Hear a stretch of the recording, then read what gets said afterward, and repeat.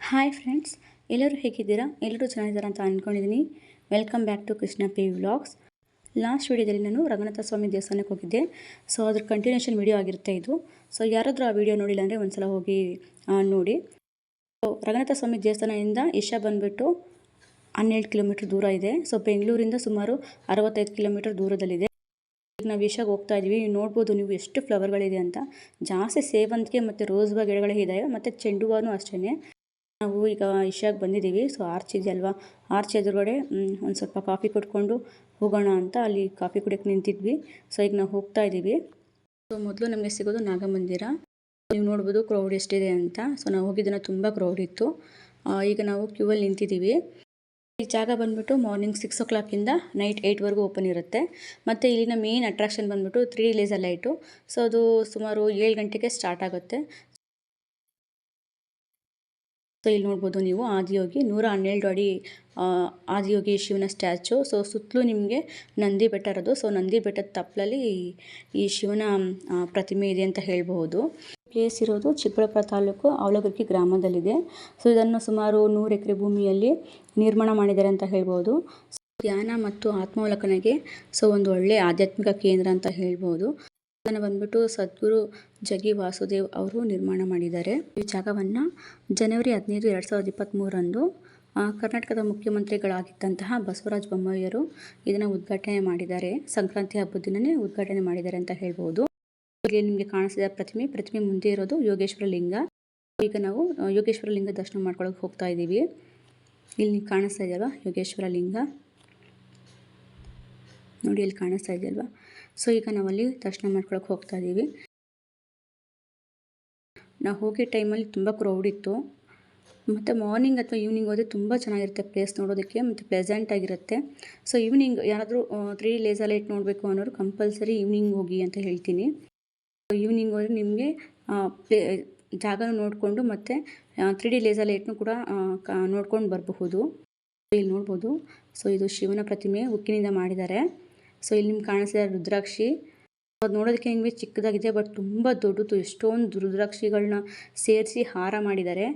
So zoom ಮಾಡ್ತೀನಿ ನೋಡಿ, ಎಷ್ಟು ರುದ್ರಾಕ್ಷಿಗಳಿದೆ ಅಂದರೆ ಎಷ್ಟು ಲಕ್ಷ ಹಾಕಿದ್ದಾರೆ ಅಂತಲೇ ಗೊತ್ತಿಲ್ಲ. ತುಂಬ ದೊಡ್ಡದಾಗಿದೆ, ನೀವು ನೋಡ್ಬೋದು. ಸೊ ಧ್ಯಾನ ಮಾಡುತ್ತಿರುವಂತಹ ಆದಿಯೋಗಿ ನೋಡಬಹುದು ನೀವು ಇಲ್ಲಿ. ಸುತ್ತಲೂ ಬಂದ್ಬಿಟ್ಟು ನಿಮಗೆ ಕಬ್ಬಣಗಳಿಂದ ತ್ರಿಶೂಲ ಥರ ಮಾಡಿದ್ದಾರೆ. ಸೊ ಯಾರೂ ಮುಟ್ಟಕ್ಕೆ ಹೋಗಬಾರ್ದು ಅಂತ ನೋಡ್ಬೋದು ನೀವಿಲ್ಲಿ ನೋಡಿ. ಸುತ್ತಲೂ ಬಂದ್ಬಿಟ್ಟು ಕಬ್ಬಣಗಳಿಂದ ಸೆಕ್ಯೂರ್ ಮಾಡಿದ್ದಾರೆ. ಸೊ ಯಾರು ಒಳಗಡೆ ಹೋಗಬಾರ್ದು ಅಂತ. ಜಾಗ ಮಾತ್ರ ತುಂಬ ಚೆನ್ನಾಗಿದೆ. ಸೊ ಯಾರಾದರೂ ನೋಡಿಲ್ಲ ಅಂದರೆ ಒಂದು ಸಲ ಹೋಗಿ ನೋಡಿ ಅಂತ ಹೇಳ್ತೀನಿ. ಸೊ ನಿಮಗೆ ಬಸ್ಸಸ್ ಕೂಡ ಅವೈಲಬಲ್ ಇದೆ. ಸೊ ನಮ್ಮ ಬೆಂಗಳೂರಿಂದ ಬಸ್ಸಸ್ ಕೂಡ ಇದೆ, ಮತ್ತು ದೊಡ್ಡಬಳ್ಳಾಪುರದಿಂದನೂ ಇದೆ. ಸೊ ಯಾರಾದರೂ ನೋಡಿಲ್ಲ ಅಂದರೆ ಒಂದು ಸಲ ಹೋಗಿ ನೋಡಿ ಅಂತ ಹೇಳ್ತೀನಿ. ಈ ಪ್ರತಿಮೆ ಬಂದು ಸುಮಾರು 500 ಟನ್ಗಳಷ್ಟು ತೂಕ ಇದೆ, ಮತ್ತು ಇದು 112 ಅಡಿ ಇದೆ. ಸೊ ಏನಕ್ಕೆ ಅಂದರೆ ಯೋಗ ಸಂಸ್ಕೃತಿಯಲ್ಲಿ ಮೋಕ್ಷವನ್ನು ಸಾಧಿಸಲು 112 ಸಾಧ್ಯತೆಗಳಿವೆ. ಮತ್ತು ಇನ್ನೊಂದು ಬಂದ್ಬಿಟ್ಟು ಮಾನವನ ವ್ಯವಸ್ಥೆಯಲ್ಲಿ 112 ಚಕ್ರಗಳಿವೆ. ಸೊ ಅದು ಕೂಡ ಇದನ್ನು ಸೂಚಿಸುತ್ತೆ ಅಂತ ಹೇಳ್ಬೋದು. ಸೊ ಈಗ ನಾವು ಸ್ಟ್ಯಾಚುನ ಬ್ಯಾಕ್ ಸೈಡ್ ಹೋಗ್ತಾ ಇದ್ದೀವಿ, ನೀವು ನೋಡ್ಬೋದು. ನೀವೇನಾದರೂ ಲೇಸರ್ ಲೈಟ್ ನೋಡಬೇಕು ಅನ್ನೋದ್ರೆ ಈವ್ನಿಂಗ್ ಬನ್ನಿ. ಸೊ ಈವ್ನಿಂಗು ನೀವು 4 o'clock ಹತ್ತಿರ ಬನ್ನಿ. ಸೊ ನೀವು ಎಲ್ಲ ನೋಡಿಕೊಂಡು ದರ್ಶನ ಮಾಡಿಕೊಂಡು ದೇವ್ರ ದರ್ಶನ ಎಲ್ಲ ಮಾಡಿಕೊಂಡು, ಮತ್ತು ನೀವು ಲೇಸರ್ ಲೈಟ್ ಒಂದು 7 o'clock ಸುಮಾರು ಸ್ಟಾರ್ಟ್ ಆಗುತ್ತೆ. ಅದು ನೋಡಿಕೊಂಡು ನೀವು ಮನೆಗೆ ರಿಟರ್ನ್ ಆಗ್ಬೋದು. ಸೊ ಈಗ ನೋಡಿ ನಾವು ಬ್ಯಾಕ್ ಸೈಡ್ ಬಂದಿದ್ದೀವಿ. ನಿಮಗೆ ಸುತ್ತಲೂ ಕಾಣಿಸ್ತಿದೆ ಅಲ್ವಾ, ಅದು ನಂದಿ ಬೆಟ್ಟ. ಸೊ ನಂದಿ ಬೆಟ್ಟದ ತಪ್ಪಲಲ್ಲಿ ಈ ಶಿವನ ಪ್ರತಿಮೆ ಇದೆ ಅಂತ ಹೇಳ್ಬೋದು. ನಿಮಗೆ ನೋಡ್ಬೋದು ಹಿಂದೆಯಿಂದ ಯಾವ ಥರ ಕಾಣಿಸ್ತಾ ಇದೆ ಅಂತ. ಈ ವಿಷಯಕ್ಕೆ ಬಂದರೆ ಇದ್ರ ಜೊತೆಗೆ ಇನ್ನೂ 1-2 ಪ್ಲೇಸ್ನ ಕವರ್ ಮಾಡ್ಬೋದು.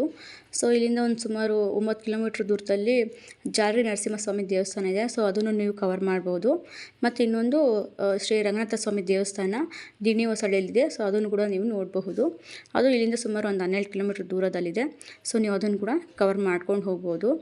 ನಿಮ್ಗೆ ಟೈಮ್ ಇದೆ, ಈ 3 ಪ್ಲೇಸ್ನ ನೀವು ಒಂದಿನದಲ್ಲೇ ಕವರ್ ಮಾಡಬಹುದು.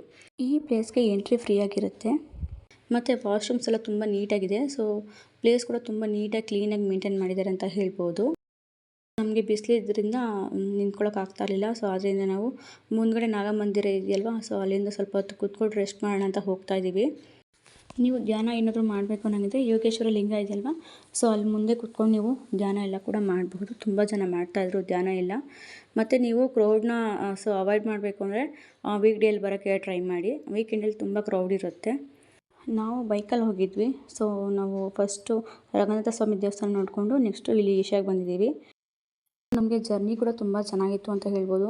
ಬರೀ ಹೂಗಳೇ ಇತ್ತು, ಎಲ್ಲಿ ನೋಡಿದ್ರು ಹೂಗಳೇ. ಸೊ ನನಗಂತೂ ತುಂಬ ಖುಷಿ ಆಗ್ತಾಯಿತ್ತು. ಎಷ್ಟು ಹೂಗಳಂದರೆ ಸೇವಂತಿಗೆ, ರೋಸ್ ಹೂವು ಮತ್ತು ಚೆಂಡು ಹೂವು ತುಂಬ ಹೂಗಳಿತ್ತು. ಸೊ ಅದನ್ನು ಕೂಡ ನಾನು ವೀಡಿಯೋನ ಆ್ಯಡ್ ಮಾಡಿದ್ದೀನಿ ಎಂಡಲ್ಲಿ, ನೀವು ನೋಡ್ಬೋದು. ಸೊ ಈಗ ನೋಡ್ರಿ ನಾನು ಸುತ್ತಲೂ ನಿಮ್ಗೆ ತೋರಿಸ್ತಾ ಇದ್ದೀನಲ್ವ. ಸೊ ಇದು ಬೆಟ್ಟದ ಮಧ್ಯದಲ್ಲಿ ದೇವಸ್ಥಾನ ಅಂದರೆ ಶಿವನ ಪ್ರತಿಮೆ ಇದೆ. ಎಷ್ಟು ತಂಪಾದ ಗಾಳಿ ಬರ್ತಾಯಿದೆ ಅಂದರೆ ತುಂಬ ಚೆನ್ನಾಗಿತ್ತು. ನಮಗಂತೂ ಈಗ ಬಂದುಬಿಟ್ಟು ತುಂಬ ಚೆನ್ನಾಗಿ ಮಾಡಿದ್ದಾರೆ, ಇನ್ನೂ ಚೆನ್ನಾಗಿ ಮಾಡಿದ್ದಾರೆ. ಈಗ ನಂದಿ ವಿಗ್ರಹ ಇದೆ. ನಾವು ಹೋದಾಗ ಇನ್ನೂ ಕನ್ಸ್ಟ್ರಕ್ಷನ್ ನಡೀತಾ ಇತ್ತು. ಬಟ್ ಇವಾಗೆಲ್ಲ ದೊಡ್ಡ ನಂದಿ ವಿಗ್ರಹ ಎಲ್ಲ ಇದೆ. ಬಟ್ ಇದು ಸ್ವಲ್ಪ ಹಳೆ ವೀಡಿಯೋ. ಬಟ್ ಆದರೂ ನಾನು ವೀಡಿಯೋನ ಎಡಿಟ್ ಮಾಡಿ ಪೋಸ್ಟ್ ಮಾಡ್ತಾಯಿದ್ದೀನಿ. ಸೊ ನಾವು ಬ್ಯಾಂಗ್ಳೂರಿಗೆ ರಿಟರ್ನ್ ಆಗಬೇಕಾದ್ರೆ ನಮಗೆ ಚೆಂಡು ಅದು ತೋಟ ಸಿಕ್ತು. ಸೊ ಅಲ್ಲೆಲ್ಲ ಸ್ವಲ್ಪ ವೀಡಿಯೋ ಮಾಡಿಕೊಂಡು ಕೆಲವೊಂದು ಫೋಟೋಸ್ ಎಲ್ಲ ಇಟ್ಕೊಂಡು ಮತ್ತು ನಾವು ಮನೆಗೆ ಹೋದ್ವಿ. ಸೊ ಈ ವಿಡಿಯೋನ ಇಲ್ಲಿಗೆ ಎಂಡ್ ಮಾಡ್ತಿದ್ದೀನಿ. ವಿಡಿಯೋ ಇಷ್ಟ ಆಗಿದೆ ಲೈಕ್ ಮಾಡಿ, ಶೇರ್ ಮಾಡಿ, ಸಬ್ಸ್ಕ್ರೈಬ್ ಮಾಡಿ. ನೆಕ್ಸ್ಟ್ ವಿಡಿಯೋದಲ್ಲಿ ಸಿಗೋಣ. ಅಲ್ಲಿವರೆಗೂ ಟೇಕ್ ಕೇರ್, ಬಾಯ್ ಬಾಯ್.